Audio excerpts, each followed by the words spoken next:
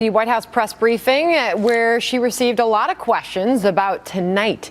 That meeting with Chuck Schumer and Nancy Pelosi, dinner at the White House tonight. President Trump's push for a bipartisan tax plan also came up, and the latest in the repealing of Obamacare. Senator Sanders' a single-payer health care proposal and throwing some shade on Hillary Clinton's book. That also got thrown in there. Let's go to Chris Plant, a syndicated radio talk show host, and Leslie Marshall, a Fox News contributor and syndicated radio talk show host. Chris, I'll go to you first. On that dinner tonight with Chuck and Nancy, she said the president wants to work with anybody that wants to move America forward. That was the White House response. Well, it seems reasonable, doesn't it? There are two parties. The president is in the White House. The two parties are at the other end of Pennsylvania Avenue. The Republican leadership, Mitch McConnell and Paul Ryan, aren't helping very much with President Trump's agenda or with the Republican agenda. The president is going to need at least 60 votes in the Senate to get any major tax reform through. Therefore, he's going to have Democratic votes.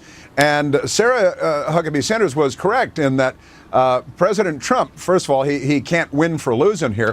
If he doesn't work with the Democrats, then the press and the Democrats go after him for not working with the Democrats. When he does work with the Democrats, then they try to break President Trump's base away from the president. He's working with the other party. Imagine that. It is almost an alien concept after 8 years of President Obama. I'm glad he is, and maybe it'll light a fire under the Republicans. And he's going to need some Democrat votes. And welcome to Washington. This is how government is supposed to work. We've just forgotten because it's been so long. Yeah, Leslie, I mean, they couldn't just be pleased with the fact that he's sitting down with the leader of the Democratic Party. They then say, well, why isn't Mitch McConnell going to be there? Her response was he just wants to have an open, honest conversation with Democratic leadership. Well, that's because Donald Trump does what's best for Donald Trump. Donald Trump may say he was a Republican, but I think just like Bernie Sanders, who ran as a Democrat, as an independent, not really Republican or a Democrat, he's a deal maker. And he's going to make a deal with whoever can get what he wants done. He wants tax reform done, and he wants it done a very specific way. As you heard from Speaker Ryan, he's hoping the president will be more conservative on this issue. And obviously, Democrats want, as they historically have as a party, more tax cuts, not for the upper 2%, but for the middle and lower income families, which is going to fly for Republicans. So the president needs the Democrats here, and that's why he's whining and dining with them. And to remind Chris, President Obama, the former president, did extend an olive branch, an invitation numerous times to Republicans to the White House, and they just didn't want to come. All right, Chris, quick response to that. Go ahead. I want to move on to health care. Well, I'm sorry. President Obama was the most partisan president probably of my lifetime. Any invitation was designed to bring people in to humiliate them, as he did with Paul Ryan at the speech on economics early in his term. And he was utterly hostile to the Republicans throughout his term. All right. I want to move on to health care. But first, there was a quick update on Irma. Sarah Sanders confirming that the president will be traveling down to Florida. Specifically, she said the Naples-Fort Myers area. They'll have more information on that. But moving on to health care. Leslie, I'll go to you first on this. On healthcare, she said, I can't think of anything worse than having government more involved in your healthcare. She also said America doesn't support single payer or Bernie Sanders would be sitting in the Oval Office right now. Leslie? I actually don't disagree with her on this, although I do think that the government's done a fairly good job with Medicare, and I think many seniors would agree with me on that. With regard to single payer, if you remember, there are many Democrats and certainly Bernie supporters who were angry at and rolled their eyes at Hillary Clinton, who a couple of years ago said this isn't going to fly. And even though we can have a lot of press reports, and I'm a Democrat, and I want to have a reformation in our health care, and I want everyone to be insured. The majority of Americans are insured by their employer and are insured.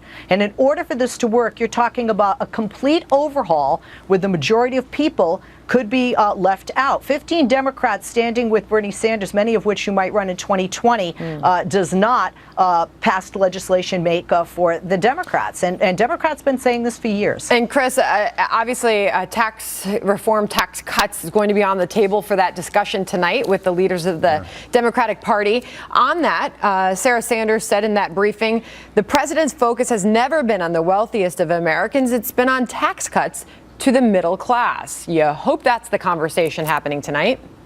Well, and also this sort of tortured use of language on whether it's tax cuts for the rich and the top 2% or the top 1% or whatever the class warfare talking point of the day is. Listen, tax cuts across the board are tax cuts across the board. They're not focused on tax cuts for the rich. They're focused on tax cuts because our tax system is out of date, and we need to light a fire under the economy, get that 3% economic growth, which we did in the second quarter, and create jobs and create wealth in this country, which is what we're good at. And the Democrats, for some reason, are hell-bent on impeding that. You know, I thought it was really interesting, a lot of her responses when it came to Hillary Clinton and her book out and her explanation for the 2016 loss. And Sarah Sanders was asked about Hillary Clinton, saying, why can't this president be a president for all Americans? Right. Her response, this type of misunderstanding of who the president is, exactly one of the reasons that Hillary Clinton is not the president. Well, deplorables, was she going to be president of all the deplorables and the racists and the misogynists and all the people that she demonized on the campaign trail? All right, busy Please. day, guys. Thank you for joining us, Leslie Thanks, and Chris. Sandra. All right, a big win for the